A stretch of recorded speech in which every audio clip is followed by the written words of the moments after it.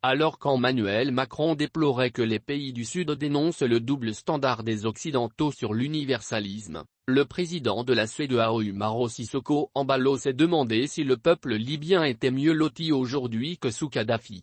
Lors d'un échange avec des dirigeants de pays du Sud à l'occasion du Forum de Paris pour la paix le 11 novembre, Emmanuel Macron s'est dit frappé de voir que beaucoup de pays du Sud reprochaient aux Européens et aux Américains un double standard concernant l'universalisme, et de l'utiliser pour justifier ce qui les arrangeait.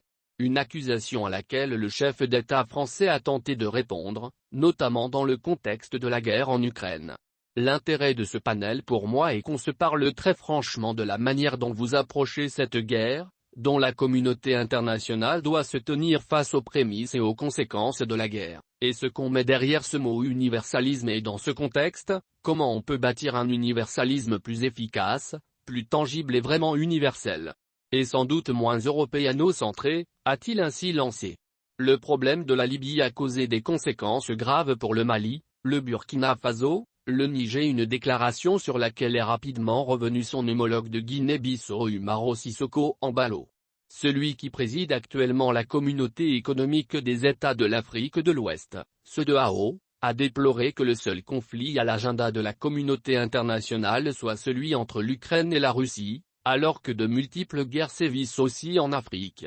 J'ai l'impression que s'il y avait un dialogue sérieux, la guerre pourrait se terminer très rapidement, a-t-il par ailleurs glissé. Puis le dirigeant guinéen a tenté d'expliquer le sentiment qui prévaut en Afrique de l'Ouest. Il ne s'agit pas qu'il y ait un sentiment anti-français. Ce n'est pas du tout la situation.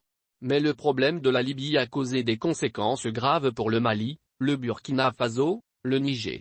Kadhafi était un mal nécessaire pour son peuple et Saddam Hussein était aussi un mal nécessaire pour son peuple. Le peuple vivait bien sous le régime. Et aujourd'hui, je me demande s'ils sont heureux sans Saddam, sans Kadhafi, même si c'étaient des personnes néfastes, a-t-il ainsi souligné. Un précédent très actuel ? Et Umaro Sissoko Embalo d'interroger, revenant au défi actuel. Il y avait la paix. Et maintenant, comment va-t-on acheter la paix ? Je pense que nous devons réfléchir tous ensemble.